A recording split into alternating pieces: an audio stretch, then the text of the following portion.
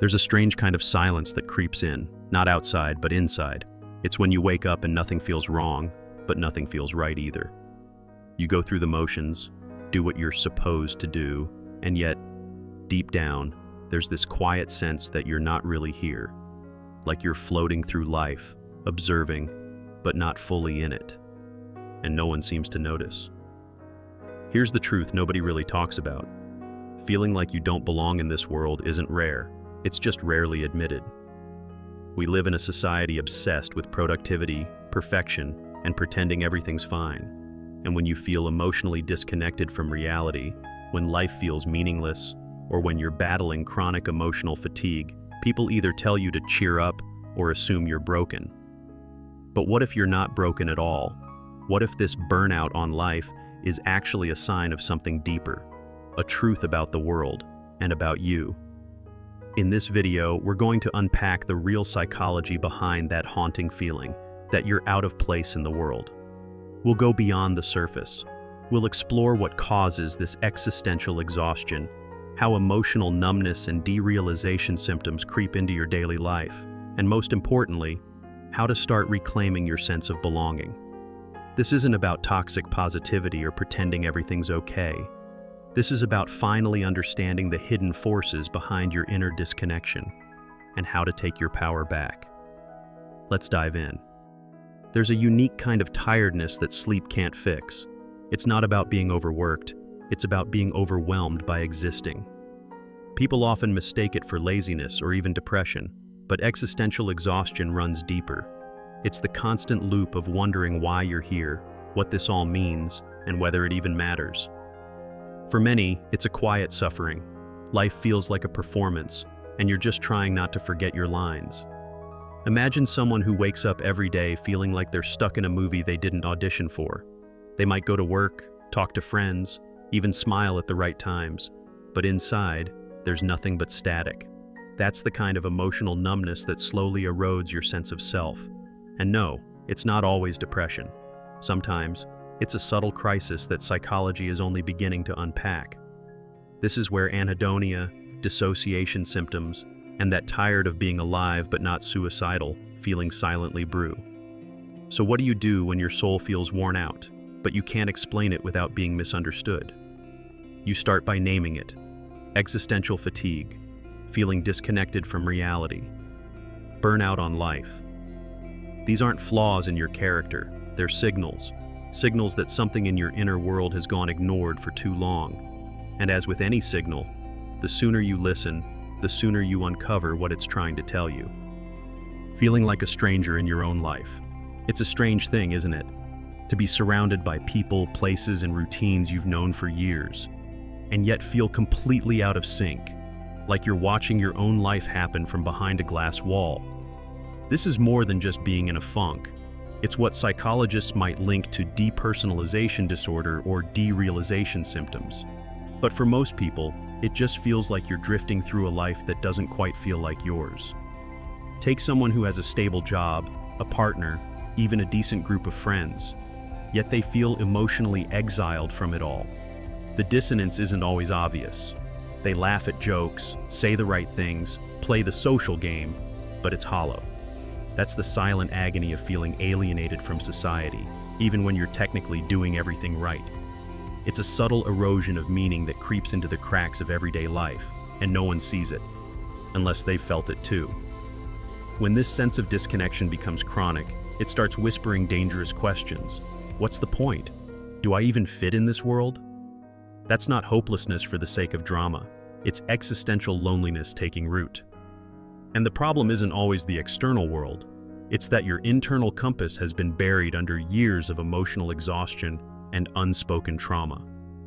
By the way, if this is hitting home for you, it might be worth sticking around. I share a lot of this kind of raw, honest stuff here, so yeah, feel free to hit like or subscribe if you want more. The subtle trap of high-functioning disconnection.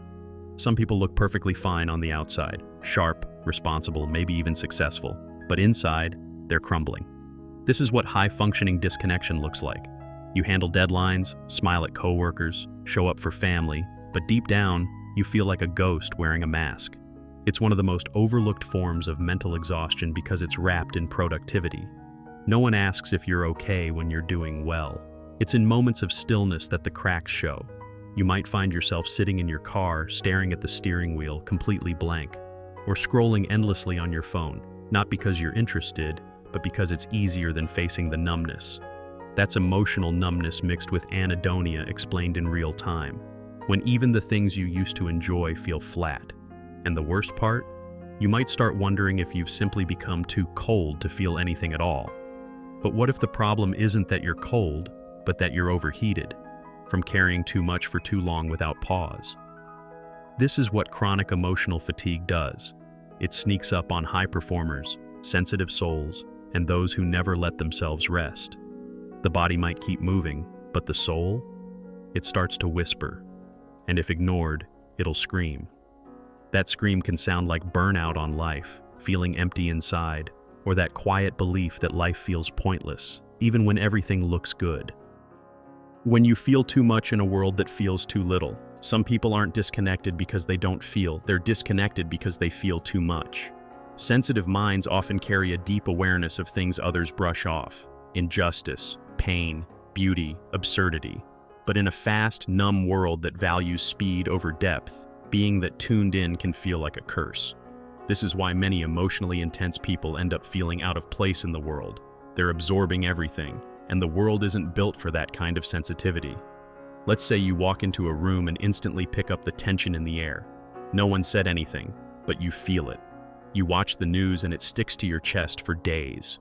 You hear someone's offhand comment and spiral into thoughts about existence, meaning, and whether anyone really sees you. That's not weakness. It's a kind of emotional intelligence. But without tools to manage it, that awareness can lead to feeling disconnected from reality, stuck in emotional exhaustion life cycles, or even dealing with dissociation symptoms just to get by.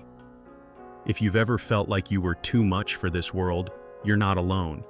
You might just be one of the ones still awake while everyone else is sleepwalking. And while the world often tells sensitive people to toughen up, maybe the real path is learning how to honor that depth, not suppress it. That requires a whole new approach to life, one that most people never even think about. But once you understand it, things begin to shift in ways you didn't expect. Reclaiming meaning. When life feels pointless. When you're deep in existential crisis psychology, everything starts to blur. You're not suicidal, but you're tired of being alive. You go through each day like it's a copy-paste version of the one before, wondering if anything you do even matters. That's the hidden weight of feeling like life is meaningless. It's not just a thought, it becomes the atmosphere you breathe. And if you've lived in that fog long enough, it can feel like there's no way out. But meaning doesn't usually show up like a lightning bolt. It has to be built. And that starts small. Think of Viktor Frankl's idea from Man's Search for Meaning. We can endure almost anything if we have a reason to. For some, that reason might be creating something, helping someone, even just noticing beauty in overlooked places. Start by journaling, reflecting. Ask yourself, what moved me this week? When did I feel most like myself? These aren't self-help cliches, they're lifelines. Because here's the truth most people never get told. You don't have to wait for meaning to find you. You create it, day by day, through choices that reflect who you want to become. And when you begin living with that intention, even in the smallest ways, the feeling of being lost in life psychology starts to fade. Slowly, you stop surviving and start existing for something more. And that shift, that's when everything begins to change. So, what if feeling like you don't belong in this world isn't a flaw, but a message? A sign that your inner life is craving more depth, more truth, more realness than the surface-level existence most people settle for.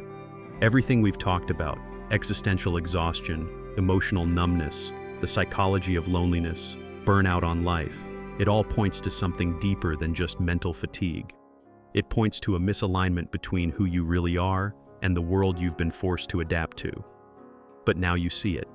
And once you see it, you can no longer unsee it. So the question becomes, what are you going to do with that awareness? Will you keep numbing out, pretending to be okay, smiling when you're empty inside? Or will you start listening to that quiet voice that's been trying to lead you back to yourself? That discomfort you feel, it's not the enemy. It's your soul asking you to wake up, to come back home, to reclaim your sense of belonging on your own terms. And hey, if this conversation stirred something in you, stick around. This channel is for people like you, deep thinkers, feelers, the ones who've had enough of surface-level living. So yeah, maybe hit that like button if this helped. Subscribe if you want to go deeper next time, and turn on notifications so you don't miss what comes next, because this is just the beginning, and you're not as alone as you think.